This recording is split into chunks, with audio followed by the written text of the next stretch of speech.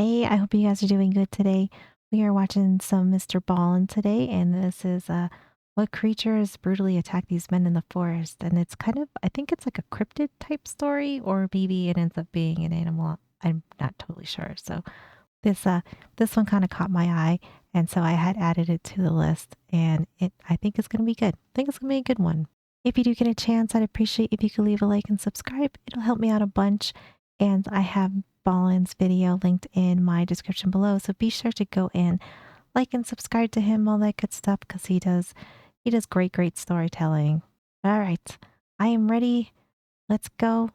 I'm ready for this story.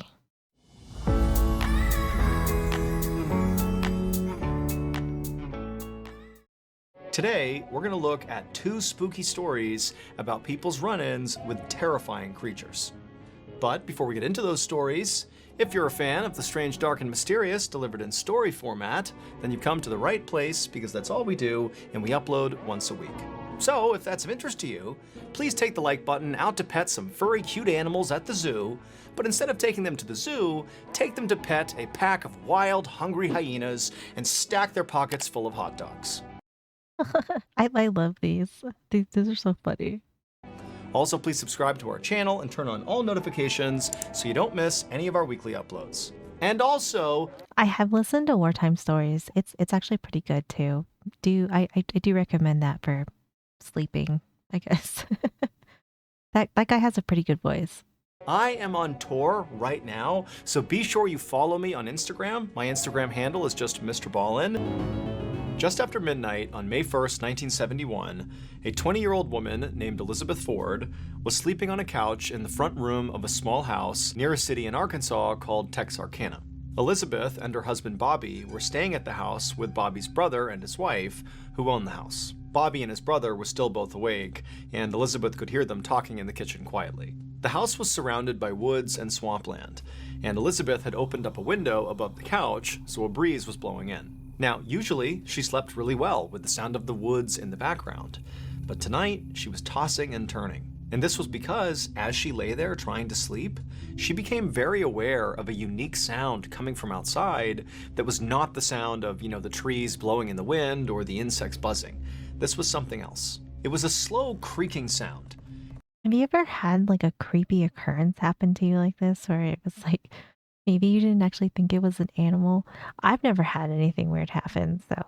But I have read a lot of stories of either people think it's like cryptids or it's just like an animal of some sort. Do you guys believe in cryptids? I would like to know. I like the idea of stuff like this, but it's kind of like ghosts. Like I like the idea of ghosts, but I don't know if I actually really believe that they exist. In I guess in a way, but I like the idea of them. So, but I always find this stuff really interesting and fascinating to me, though. I still find it extremely entertaining to like listen to these stories, and I'm not even like doubting people by that means. I just enjoy them, and I think they're fun to entertain. But I guess because I've never had anything happen to me personally, it's hard for me to like 100% agree with it, I guess. But let me know. Let me know your thoughts on cryptids and whatnot. And at first, it kind of sounded like it could be out in the woods somewhere, but eventually Elizabeth realized this creaking sound was sort of moving back and forth, right outside on the porch below the open window. Suddenly, Elizabeth's eyes flew open and she looked at the window because this creaking sound had just intensified and then came to a stop on the immediate other side of this window, like there was something heavy right outside. Elizabeth sat up to face the window, but she didn't see anything outside through the screen. And so right away she felt totally relieved. She didn't know what that sound was, but clearly there was nothing there. However, just to be certain, she decided she would go a little bit closer to the screen and actually look right up close to make sure there was nothing down below on the porch. And so Elizabeth leaned forward and pressed her face to the screen and began to look. And as she did, this dark figure down below suddenly rose up and completely blocked out the window. And Elizabeth's looking at it, having no idea what it is. And before she could do anything, this huge thing slashed at the screen, and this big reddish furry brown paw with razor sharp claws cut through the screen and nearly cut Elizabeth's face. Elizabeth screamed and practically fell over, and this dark creature outside turned and bolted and disappeared. And then a moment later, Elizabeth's husband, Bobby, and his brother came running into the room asking what was going on. Did they like scare each other? Is that what, is that what happened? They both startle each other. Elizabeth was so shocked at what she had just experienced that all she could say to her husband was, I'm not gonna lie though, I think if that happened, I would just be as startled and scared. That would be a little alarming, I think. Elizabeth was so shocked at what she had just experienced that all she could say to her husband was, "It's a bear! It's a bear!" Bobby helped Elizabeth off the couch. I could definitely see going to that kind of conclusion too. I also don't know if I lived out somewhere and it had a lot of property and I heard something that sounded like a large animal a little bit too close to my house. I think I'd get locked and loaded before I went and looked. And then told her and his brother's wife to stay in the house and away from the windows. And then Bobby and his brother got shotguns and flashlights and went outside. Once outside, Bobby and his brother began scanning all around the porch area where Elizabeth had apparently seen this bear to see where it was. They held their flashlights out and they scanned the tree lines. They looked all over the place, all around the front of the property, but there was no sign of this animal. And so the brothers looked at each other and nodded, and then they both left the porch and went different directions, kind of looping around the back of the house. They were going to scan the entire property and meet up at the back. And when they met up at the back, they still hadn't found this bear, and so they walked away from the house towards the tree line and did another big sweep together of the entire perimeter, again, looking for any sign of this animal. But there was nothing. And so after a while of circling the property, the brothers decided that, this bear must have just run off. And so Bobby and his brother returned to the porch to figure out their next move. Both Bobby and his brother were hunters, and they knew that usually the best thing to do with the bears that roamed this area was to leave them alone. I mean, these bears could grow to be 500 pounds, and if they were provoked, they could run at 35 miles an hour. That is true. We have seen what happens when people F around and find out with bears, usually doesn't end well. And so generally, you just stayed away from these things, and they'd leave you alone too. However, as the brothers were sitting there talking through what had happened that night, they both said, it definitely seemed like this bear was different. I mean, apparently it was aggressive enough to come right up to the house, unprovoked, and reach in and swipe at Elizabeth, which obviously was not normal bear behavior. And so, to Bobby and his brother, this meant that they really couldn't just leave this bear alone. They had to go out there and find it and kill it to protect themselves. And that is true too. Yeah. You that would probably be my first thought too. Would be like, well, it got a little too close. We had some sort of contact with it, so it's probably not a good idea to let that thing keep. It's obviously not going to leave us alone to leave it alone type of situation.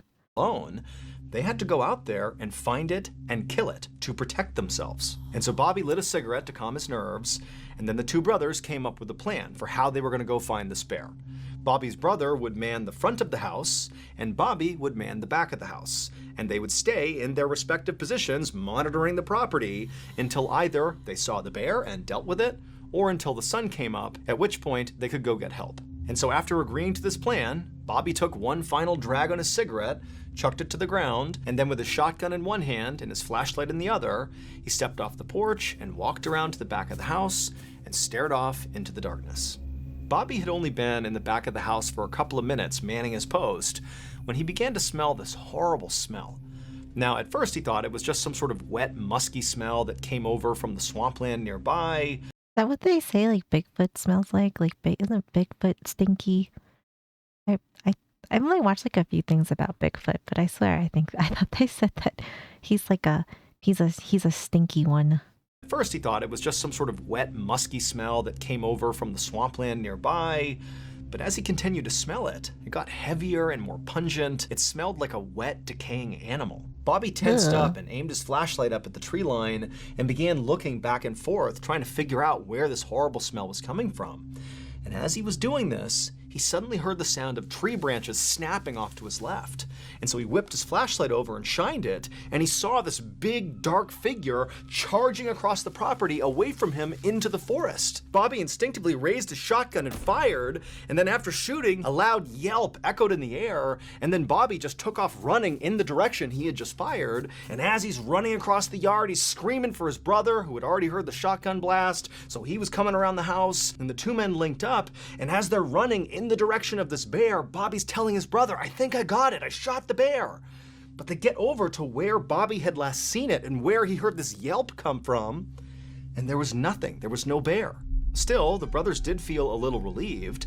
They figured even if they couldn't find this thing, clearly Bobby had hit it. He had heard the sound of it yelping out, and so maybe by at least wounding it, it would stay away and leave them alone. But Yeah, if this thing got hit with that, I don't know. Yeah, this is either like this is a one tough mofo, or or he missed, or that animal only caught some of it.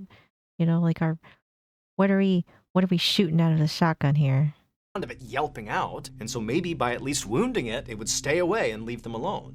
But just then, the men heard the sound of their wives screaming from inside the house. Uh-oh. The men immediately ran back to the house, and as they got closer, Bobby again began to smell that horrible smell. And right as Bobby's foot hit that first porch step, his brother from behind him screamed out, "Stop!" But it was too late. The bear was on the porch. That's why the women were screaming. They had seen it, and Bobby's brother had seen it, but Bobby hadn't. And now he was too close to it to get away.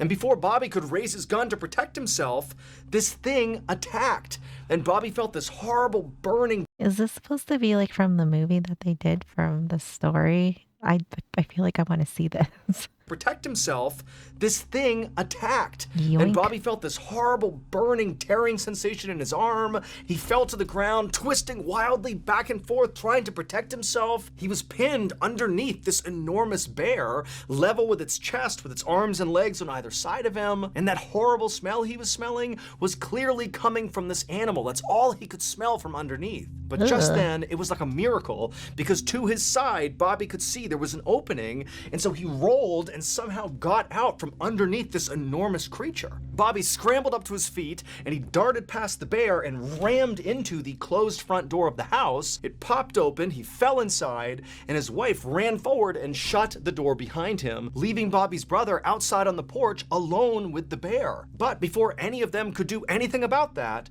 they heard the sound of his brother's shotgun going off. Then there was a long moment of silence. Inside the house, everybody was frozen. A few seconds later, the door slowly opened and Bobby's brother walked inside.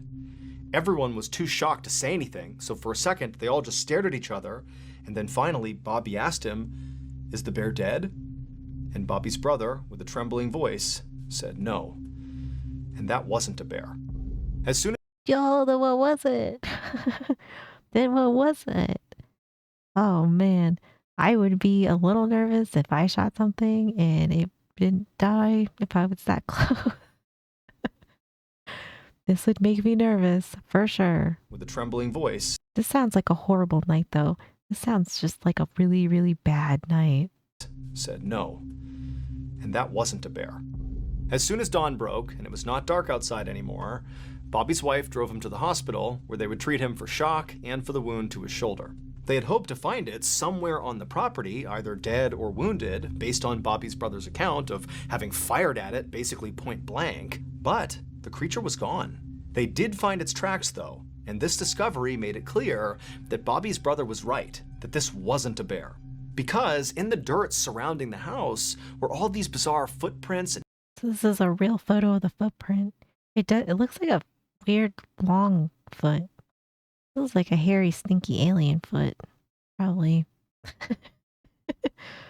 I don't know. I don't know what I would think. That is bizarre though. This is very bizarre. a bear. Because in the dirt surrounding the house were all these bizarre footprints and handprints of a creature that seemed to walk on its hind legs with 3 toes on each and had 3 long sharp claws on its hands. And as unbelievable as this all seemed to the police, This actually tracked with what Bobby's brother said he saw when he was out on the porch. He said he saw a creature with reddish-brown hair all over it that stood over 7 feet tall, and after being shot, it took off running on 2 legs, and it ran fast. Oh, so is this supposed to be Bigfoot then? I have no idea. I don't know. I'm gonna say Bigfoot. After being shot, it took off running on 2 legs, and it ran fast. But I watched this thing about Bigfoot the other day though, or not the other day, like probably like a few weeks ago. But um, yo, there is some crazy Bigfoot people out there. That's all I gotta say. But is that's what I'm like leaning towards though? It's like some Bigfoot type deal, but maybe not. But 7 feet, that's a pretty tall creature we're talking about here. after being shot, it took off running on 2 legs, and it ran fast. But the most terrifying thing about it, at least according to Bobby's brother, was actually its eyes. They were blazing red. And when the news of this attack What is this from the movie? It looks like a little sloth. It looks like a big sloth, which I mean, they probably would love it if they could run really fast. was actually its eyes. They were blazing red. And when the news of this attack spread to the nearest town, which was called Fouke, the people there knew exactly what this creature was. For 200 years, people in that part of Arkansas had been talking about this huge creature that was sort of like a Sasquatch that roamed the forest and the swamps. They said it was fast and elusive, and it ate livestock and pets. They called it the Fouke Monster, or sometimes the Boggy Creek Monster. Oh, okay. So he's like cousins with Bigfoot, I guess that's what I'm gathering here. And pets. They called it the Fouke Monster, or sometimes the Boggy Creek Monster. But Bobby Ford and his family's encounter with this creature was unlike any other story that had been told about the Fouke Monster. While some people claimed in the past that this creature had attacked people, nobody had ever heard of it actually coming up to somebody's house, trying to break in and terrorize a family. Bobby's ordeal would inspire the 1972 horror movie, The Legend of Boggy Creek. Oh, okay, there we go. I feel like I need to watch this now. I've never even heard of this. I'm a little bit intrigued by this movie. I might have to put this on my list of things to watch. Over the years, police officers and some scientists have suggested that maybe what Bobby and his brother encountered that night was actually a feral pig. However, authorities have never actually been able to pinpoint what this thing was. I don't know. That seemed a pig of all things you would compare it to. You would say a feral pig. I don't know about that one. That that seems uh that seems a little too much like apples and oranges to me. I don't know what I would maybe compare it to though, but I don't know if pig would be on my list.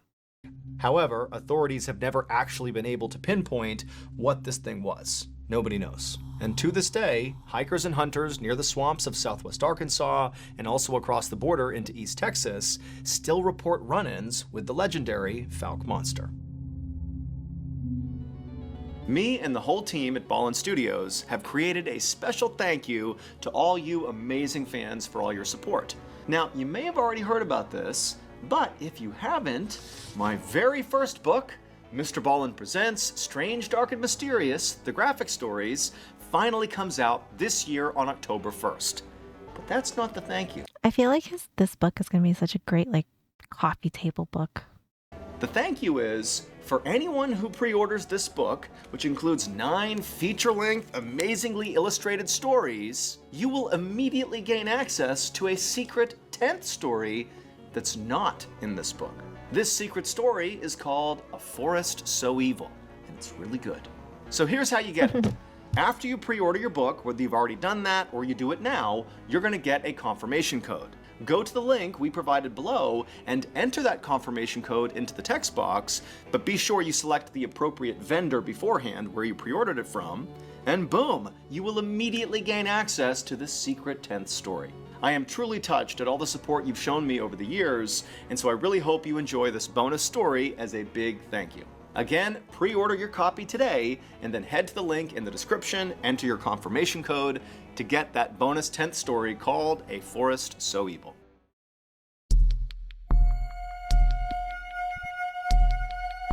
Hellhound. All right. I don't know what I don't know what I'm thinking on this one. On the evening A pig. of August 1st, 2015, a 20-year-old man named Fraser Baloyi walked alone down a main road toward his village in the South African province of Limpopo. Fraser was on his way home from work, and he was pretty desperate to get there. It was only about 7:30 p.m., and usually around this time, Fraser was used to seeing other people out and about on this road, just kind of walking around in the dusk or, chatting or doing various errands, but tonight there was nobody out there. And in fact, in recent days, this area of Limpopo had basically become a ghost town. This looks really cool. I've never heard of Limpopo. This looks kind of interesting though. It looks cool. Nobody went out unless they absolutely had to, because over the last 10 days, over 20 people in this area had been brutally mauled. The Oh, victims had all insisted it's monkeys. Yeah, I'm gonna say it's the monkeys. people in this area had been brutally mauled. The victims had all insisted that the creature that had mauled them was some kind of four-legged demon, and they had begun calling it the Beast.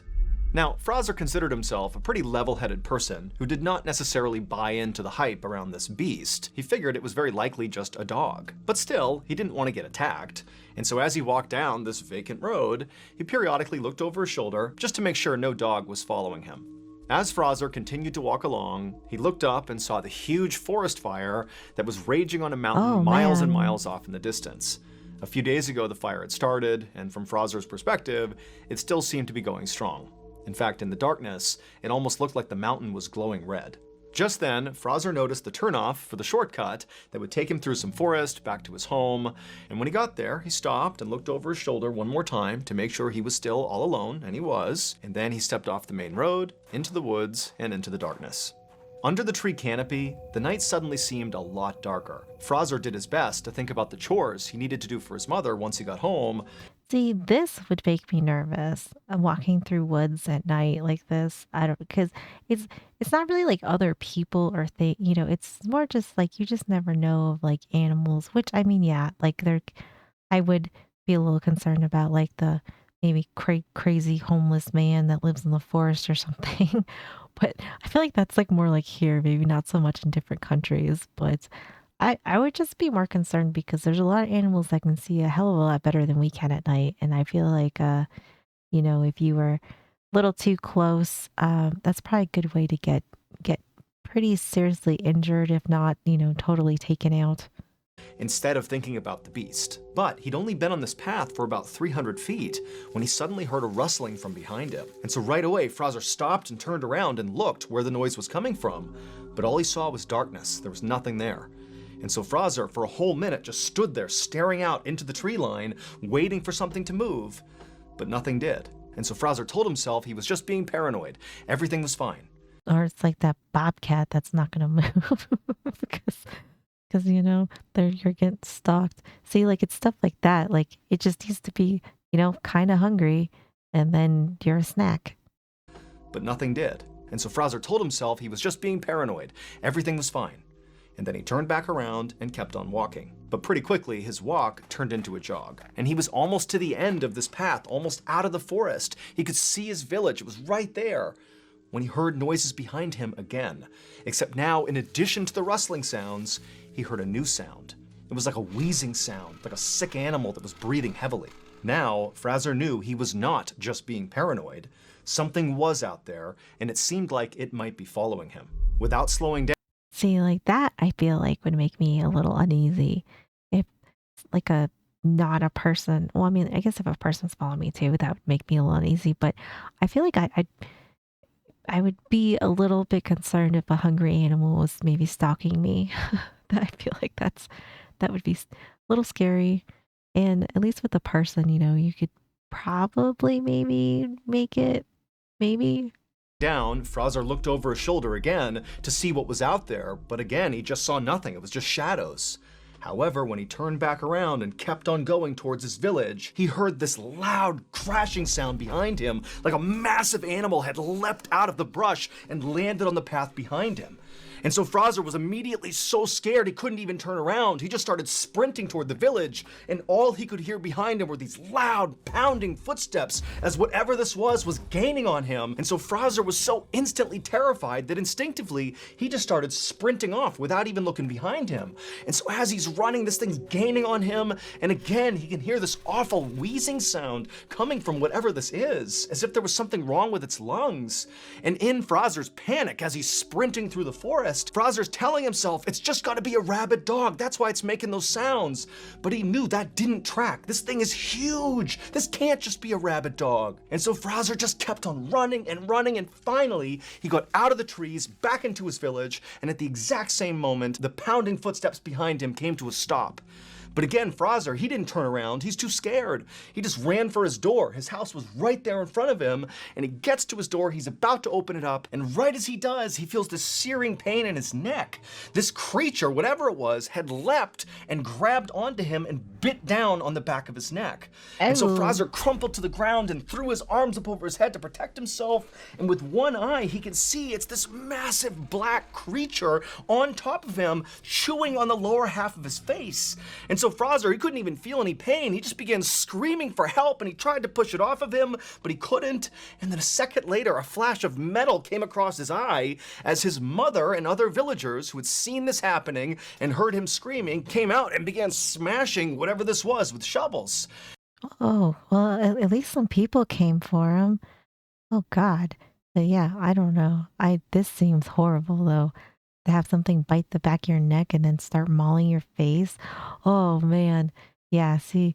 Oh, yikes. Yeah, that would be pretty terrifying. And heard him screaming, came out and began smashing whatever this was with shovels.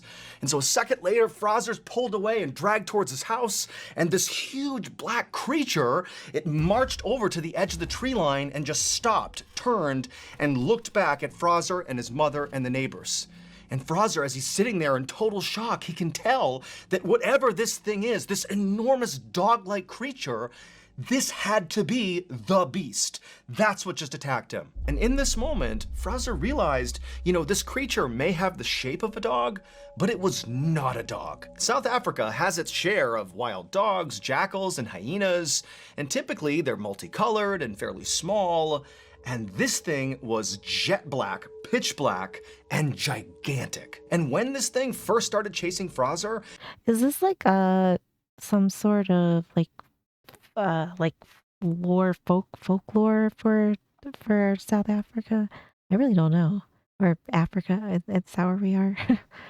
But I'm just curious because I know there's a lot of different countries that have different kind of like animal cryptid lore and stuff like that. Is that what this one is based on? I'm kind of interested. pitch black, and gigantic. And when this thing first started chasing Fraser, he'd had that panicked thought that maybe it was a rabid dog. But rabid animals are typically lethargic and confused, and this thing that was 15 feet away from them was absolutely alert and calm. The only thing sick about it was that horrible wheezing sound it would make as it breathed. And as Fraser and his mother and the neighbors just stood there staring at this thing, this creature just continued to stare back at them with piercing eyes. And its eyes were not normal. These were not like animal eyes or dog eyes. They were too small and set at the wrong angle. And there was real sentience behind them. They were human eyes. Just then, Fraser's mother grabbed Fraser and... Or do they think it's a werewolf? Is that what they're thinking? I mean, this sounds like just like absolutely terrifying though to be attacked by something like this. But yeah, this would be pretty intense. Behind them, they were human eyes. Just then, Fraser's mother grabbed Fraser and yanked him, kind of jerking him back to reality, and he scrambled to his feet, and he and his mother and the two neighbors, they took off running back into their respective homes. All the while, this creature just sat there on the edge of the forest, staring still in the direction of Fraser and his home. Once inside of Fraser's house, his mother immediately dialed the emergency number to tell the police about what had just happened, but the police told her they were not going to send people out there to deal with some dog. And so Fraser's mother... Oof, yeah, That doesn't sound surprising though, especially like if you're out in somewhere that's kind of rural like that. I would imagine that they probably told her like, "Oh, sorry, deal with it," which sucks. The police told her they were not going to send people out there to deal with some dog. And so Fraser's mother decided she would just treat her son's wounds on her own until this dog-like creature had left, and then once it had, she would get him a ride to the hospital. However, as Fraser and his mother stared out the window at this creature, it didn't leave. It just sat there staring back at Fraser and his mother with these hideous human eyes for hours and hours. Finally, in the morning, it was gone. The attack on Oh my gosh, this is him? Oh man. Gosh, yeah, it really did a number on his face. Damn, it looks like something like did it break his jaw? It kind of looks like his jaw got broken. And I don't know where, I mean, like luckily, like if this is like the worst that happened, that's good. And that he lived. But man, it definitely did a number on him though. But it does look like he got bit like on his face. I mean, like by something pretty large, because that's pretty massive. hours That's and crazy. hours. Finally, in the morning, it was gone. The attack on Fraser was the last straw for the people of his village. They believed the creature that had bit his face was the demon beast that had hurt so many other people. And so the elders of Fraser's village came up with a plan of how to deal with this beast. And so a few days after the attack on Fraser, this group of elders went off on a journey up into that mountain that Fraser had seen off in the distance that had that huge forest fire on it. And they were there for 2 whole days before returning to the village and telling everyone that they had successfully performed a ritual that had appeased their ancestors, and so hopefully now the attacks would stop. And sure enough, they did. What? That is kind of crazy. That's kind of wild. Or is it just like a very ironic coincidence that they stopped? I don't know. That is crazy though. Ancestors, and so hopefully now the attacks would stop. And sure enough, they did. They did not see the beast again. At least 40 people in Limpopo had encountered Oh the beast at wow. some point. Oh my god. And this is just a child? Oh man. That's a lot of people that got attacked. 40? Jeez. At least 40 people in Limpopo had encountered the beast at some point, either because they were attacked or they helped fend it off, like the neighbors did with Fraser. But because Oh my god, and this poor lady. Jeez. this beast was never caught and it did stop attacking the village and just kind of disappeared, nobody ever actually figured out what it was. That would drive me crazy though, because I don't know. I mean, I guess you could sleep better at night if you knew you did a ritual and it stopped and like had that way of thinking. But I don't know. I'm from a pretty skeptical person, so this would drive me crazy knowing that it ran rampant and was something, whatever it was attacking people in my village. I don't know. I feel like I would have to know, but I guess this is something that we won't ever know, which I feel like would drive me nuts. Village and just kind Like it's already driving me crazy.